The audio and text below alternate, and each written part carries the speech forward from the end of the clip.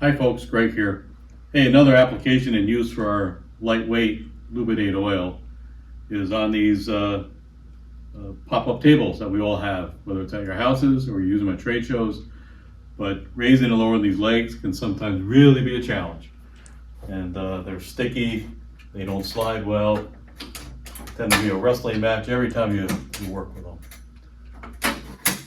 So what we found is that just adding a drop of our oil into the three places here. So there are three openings on this chair, on this table. Put a drop of oil on each spot. And let's let it soak in. Now Lubit-8 is a solvent-free, non-hazardous, synthetically based oil that we manufacture here at Fluoramics. It was actually engineered back in the 1980s. Now with a couple of drops, let's see how much smoother this slides up and down. And same thing for lowering.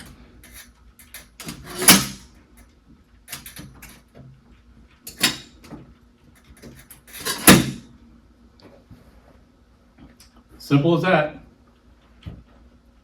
Lubit-8. If it moves, lube it.